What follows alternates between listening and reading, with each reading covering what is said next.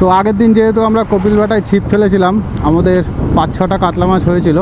আবারও বৃহস্পতিবারে হয়তো কপিলভাটায় ছিপ ফেলতে আসবো। কপিলভাটার যা অবস্থা বর্তমান, এখন এখানে ভালো সিট পাওয়া খুব মুশকিল।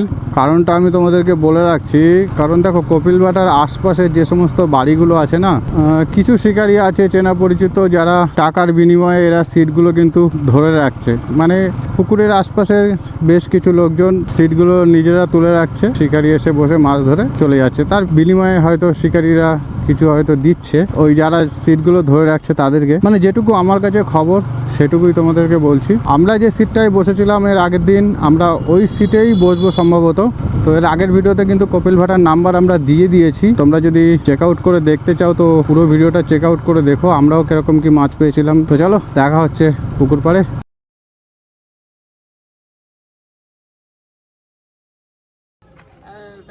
অনেক আছে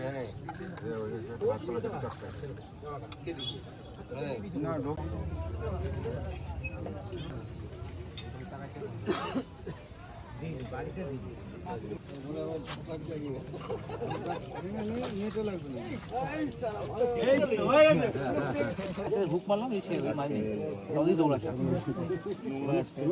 আমার থেকে তো বেকার চলে যাবে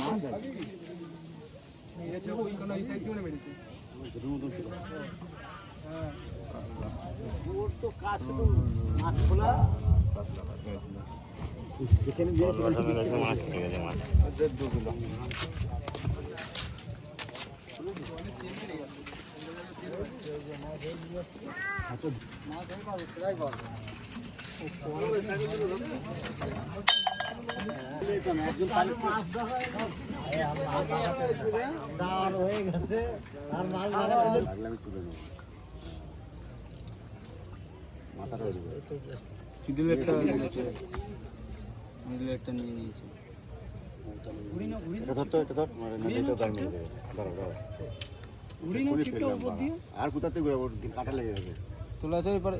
আর ওটা তুলে রাখ, তুই তুলেই তো লেগেছি।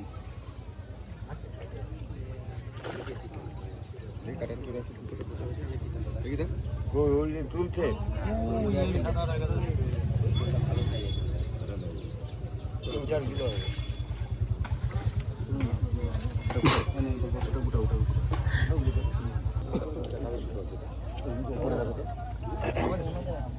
আগে মাছটা খোলো, তবে তো ওটা বেরোবে না। কি করে বেরোবে?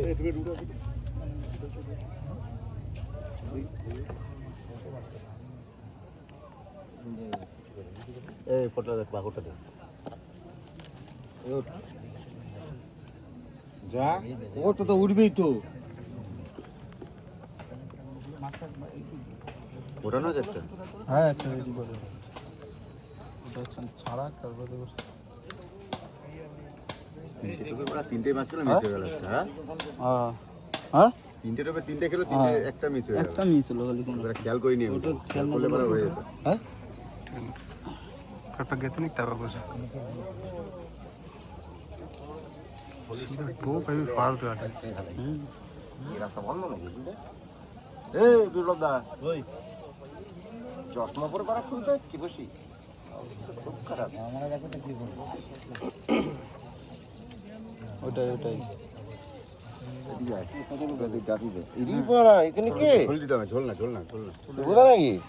যাবো এরম পেলে টপকায় টপকায় গেলে বেকার হয়ে যায় না। কোথায় যাবো বাড়া? বিপ্লবের ওখানে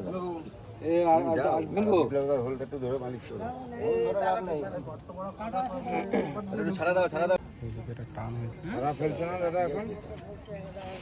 দাদা দাদা সুই ফেলতে ভুলে না বাড়া, তুই এটা পকড়া না, ময়লাগুলো ছাড়াই দি। একটা হয়েছে, একটা হয়েছে কি এটা নিয়ে বলে ধরে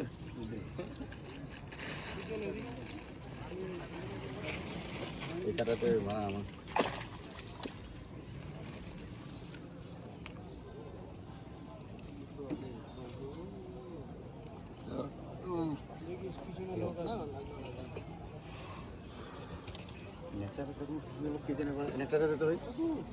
এটা ধোয়া ঠিক আছে।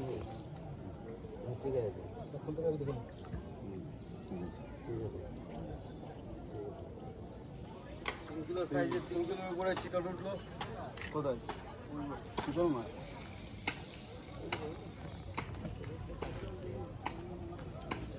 চিতল কে তুললো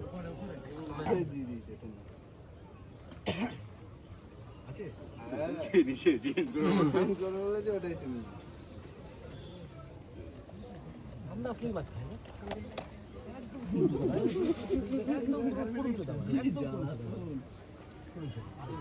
না করেছিস সকালবেলা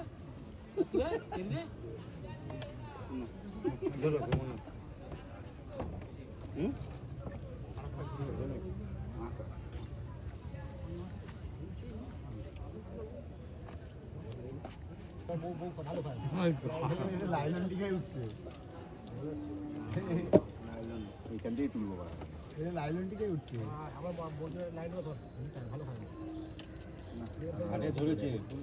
চলে আসো আসো চলে গেছে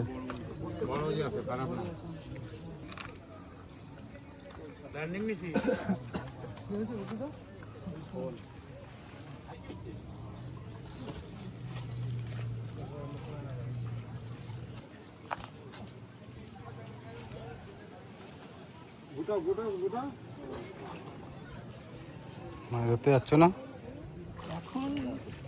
আজ রবিবার, আজকে আমি সকাল থেকে কিন্তু পুকুর পাড়ে যাওয়ার সময় পাইনি, যেহেতু সারাদিন কাজের চাপ ছিল। তো বন্ধুরা, আজকেও আমরা কিন্তু কপিলভাটায় এসেছি মাছ ধরা দেখতে। তো আমি যখন মোটামুটি পুকুর পাড়ে পৌঁছেছি প্রায় 2টো থেকে 2:30 বাজে। তো যাই হোক, পুকুর পাড়ে এসে যেটুকু যা দেখলাম, পুরো পুকুর কিন্তু শিকারিতে আজকে ভরে গেছে।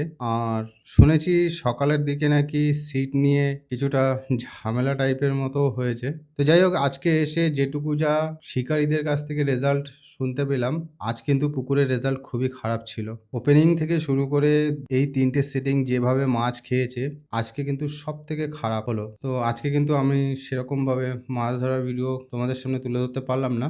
তো যাই হোক, রেজাল্ট খারাপ হোক আর ভালো, আমরা কিন্তু বৃহস্পতিবারে আবার আসবো এই পুকুরে ছিপ ফেলতে। তবে হ্যাঁ, আমাদের ভিডিও দেখে তোমরা কেউ এসো না। যদি কেউ ছিপ ফেলতে আসো, তাহলে তোমাদের নিজস্ব দায়িত্বে কিন্তু পুকুরে ছিপ ফেলতে আসবে। আমরা প্রথমও বলেছি, এখনও বলছি, আমরা কিন্তু কোনো পুকুরে স্পন্সর করি না। তো অনেকে রিকোয়েস্ট করেছিল বলেই আমি কিন্তু নাম্বারটা দিয়েছিলাম। তো যারা যারা মাছ ধরতে ইচ্ছুক কিংবা যারা যারা মাছ ধরতে আসতে চাও, সম্পূর্ণ নিজের দায়িত্বে কিন্তু এই পুকুরে ছিপ ফেলতে এসো। এই পুকুরে কেন, আমাদের চ্যানেলের কোনো ভিডিও দেখে যে কোনো পুকুরে তোমরা যেতে চাও না কেন মাছ ধরতে, সম্পূর্ণ নিজের দায়িত্বেই যেও। আমরা কোনো পুকুরে স্পন্সর করি না, প্রথম থেকেও বলে এসেছি, এখনো বলছি, হয়তো ভবিষ্যতেও বলবো। আর যদি কোনো পুকুরে স্পন্সর কখনো করি, তোমাদেরকে অবশ্যই জানিয়ে দেবো যে কত টাকার বিনিময়ে আমি পুকুরে স্পন্সর করেছি। তো যাই হোক, এই পুকুরে মাছ ধরতে আসলে অনেক ভেবেচিন্তে এসো। তো চলো, আজকের ভিডিওটা এই পর্যন্তই। আবার দেখা হবে নতুন ভিডিওতে। আজকের মতো টাটা।